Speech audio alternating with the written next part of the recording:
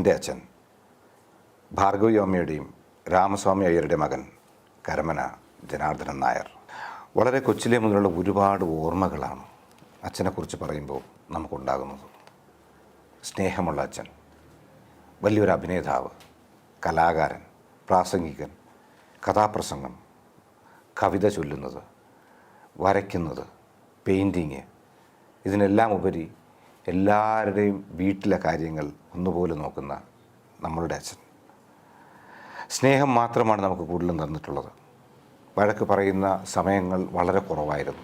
ഞാനൊക്കെ വളരെ കൊച്ചിലെ, അന്ന് ഈ ടി വിയോ ഈ പറയുന്നത് പോലെ മറ്റു മാധ്യമങ്ങൾ വളരെയധികം വളർന്നു വരുന്നതിന് മുന്നേ തന്നെ ക്ലാസ്സിൽ പറയും, എൻ്റെ അച്ഛൻ ആർ ജനാർദ്ദനൻ നായർ.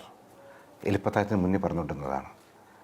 എലിപ്പത്തായമായപ്പോൾ കരമന, അടൂരങ്ങൾ കരമന എന്ന് മാത്രം പറയുന്നത് കേൾക്കുമ്പോൾ നമുക്കൊരു സുഖം തോന്നുമായിരുന്നു. കരമന ജനാർദ്ദനൻ നായർ. ഒരുപാട് ലൊക്കേഷൻസിൽ അച്ഛനോടൊപ്പം പോകാനുള്ള ഭാഗ്യം ലഭിച്ചിട്ടുള്ള ഒരു പയ്യനായിരുന്നു ഞാൻ. പയ്യനായിരിക്കുമ്പോൾ ഞാൻ മറ്റു കാറുകളിൽ കൂടെ പോകും. ചില സമയങ്ങളിൽ ഞാൻ വണ്ടി ഓട്ടിച്ച് അച്ഛനോടൊപ്പം പോകും. അപ്പോഴെല്ലാം അച്ഛൻ്റെ നിന്നുമുള്ള ഒരുപാട് കാര്യങ്ങൾ കേട്ട് പഠിക്കാനുള്ള അവസരം ലഭിച്ചിട്ടുണ്ട്. ഒരുപാട് ക്ലാസ് അച്ഛൻ എടുക്കുമായിരുന്നു. നാഷണൽ സ്കൂൾ ഓഫ് ഡ്രാമയിൽ അച്ഛൻ അഭിനയം പഠിക്കാൻ പോയിട്ടുണ്ട്. അപ്പോൾ അവിടുന്ന് കിട്ടിയ അഭിനയ പാഠവും അച്ഛൻ വിവിധ സ്ഥലങ്ങളിലും വിവിധ ഡ്രാമ സ്കൂളുകളിലായാലും ഫിലിം ഇൻസ്റ്റിറ്റ്യൂട്ടുകളിലായാലും അഭിനയത്തെക്കുറിച്ച് ക്ലാസ് എടുക്കുന്നത് ഞാൻ കേട്ടിട്ടുണ്ട്. വളരെ ഇൻഫർമേറ്റീവ്.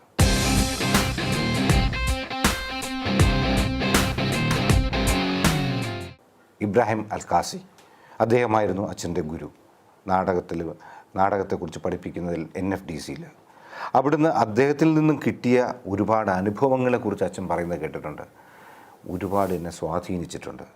ഈ സ്വാധീനം ഒരിക്കലും അച്ഛനെ ഞാൻ സ്ക്രീനിൽ ഇമിറ്റേറ്റ് ചെയ്തിട്ടില്ല. അറിയാതെ ചിലപ്പോൾ അതിൻ്റെ സ്വാധീനമുണ്ടാകാം. അല്ലാതെ മിമിക്രിയായിട്ട് അച്ഛൻ ചെയ്യുന്ന ഭാവങ്ങളിലേക്ക് സഞ്ചരിക്കാൻ ആഗ്രഹിക്കാതെ അത് പഠിക്കാനാണ് ഞാൻ ആഗ്രഹിച്ചത്.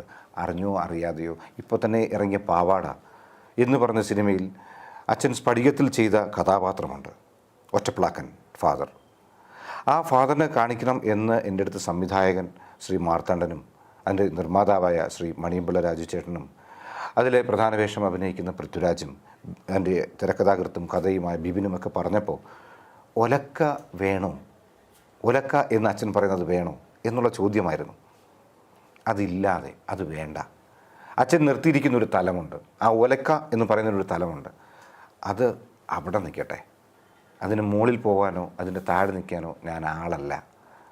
Is a big artist. അപ്പോൾ ഞാനത് അല്ലാതെ മറ്റൊന്നിലേക്ക് പോകാം. ഒരിക്കലും ഒലക്ക പറഞ്ഞാൽ ഞാൻ അച്ഛനെ ഇമിറ്റേറ്റ് ചെയ്യുന്നു, മിമിക്രിയിലൂടെ കാണിക്കുന്നു എന്ന് തോന്നും. അതില്ലാതെ ഒറ്റപ്ലാക്കിനെയാണ് ഞാൻ പ്രസൻറ്റ് ചെയ്തത്. നല്ല അഭിപ്രായം കിട്ടി. കരമന ചേട്ടനെ പോലെയാണ് ആ കഥാപാത്രം സുധീർ കരമന അഭിനയിച്ചത് എന്ന് ഒരുപാട് പേര് പറഞ്ഞപ്പോൾ മനസ്സ് നിറഞ്ഞ് സന്തോഷിച്ചു എൻ്റെ അച്ഛൻ.